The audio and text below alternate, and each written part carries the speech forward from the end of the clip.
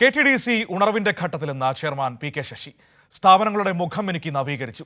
KTDCയിൽ അനധികൃത നിയമനം നടത്തിയെന്നത് വ്യാജവാർത്തയെന്നും പി.കെ. ശശി പറഞ്ഞു. സ്ഥാപനങ്ങളുടെ മുഖം മിനുക്കി നവീകരിച്ചും ഹോട്ടലുകൾ നവീകരിച്ചും KTDC ഉണർവിന്റെ ഘട്ടത്തിലെന്ന് ചെയർമാൻ പി.കെ. ശശി പറഞ്ഞു. 38 കോടി രൂപയുടെ നിർമ്മാണ പ്രവർത്തനങ്ങൾ KTDCയിൽ തുടരുകയാണ്. പല സ്ഥാപനങ്ങളും ആളുകളുടെ ശ്രദ്ധയിൽപ്പെടാതെ ഉയർന്ന മതിലായിരുന്നു. ബിൽഡിങ്ങിനേക്കാൾ വലിയ പ്രാധാന്യം മതിൽ കെട്ടുന്നതിനാണ് ഒരു ഘട്ടത്തിൽ കൊടുത്തത്. അത് മാറ്റി മുഖം മിനുക്കൽ പരിപാടി.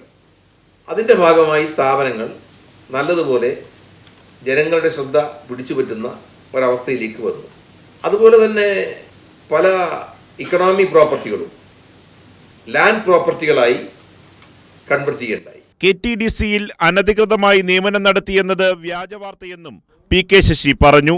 കേരള ടൂറിസം ഡെവലപ്മെന്റ് കോർപ്പറേഷനിൽ പുതുതായി ഒരു തസ്തികയും സൃഷ്ടിച്ചിട്ടില്ല. ഉള്ള ഒരു തസ്തികയുടെ ശമ്പളം നേർപകുതിയായി വെട്ടിക്കുറയ്ക്കുകയാണ് ചെയ്തത്.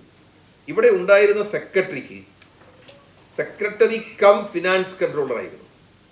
അദ്ദേഹത്തിൻ്റെ ശമ്പളം 85,000 ആണ്, 85,000 രൂപ. ഇതിൽ ഫിനാൻസ് കൺട്രോളറുടെ ചുമതല CAOന് ചീഫ് അക്കൗണ്ട്സ് ഓഫീസർക്ക് കൈമാറി. ആ ചീഫ് അക്കൗണ്ട്സ് ഓഫീസർക്ക് ഫിനാൻസ് കൺട്രോളറുടെ ചുമതല കൈമാറിയപ്പോൾ അദ്ദേഹത്തിന് ശമ്പളത്തിൽ ഒരു ചില്ലി പൈസയുടെ വർധന കൊടുത്തില്ല. എന്ന് പറഞ്ഞാൽ 85,000 കൊടുത്ത സ്ഥാനത്ത് KTDCക്ക് ചെലവ് വന്നത് 42,500 ആണ്. ഈ ഒറ്റ കാര്യത്തിൽ KTDCക്ക് ലാഭം 58,000 രൂപയാണ് ഒരു മാസം. വാർത്താ സമ്മേളനത്തിൽ KTDC MD ശിഖ സുരേന്ദ്രനും പങ്കെടുത്തു. കൈരളി ന്യൂസ്, തിരുവനന്തപുരം.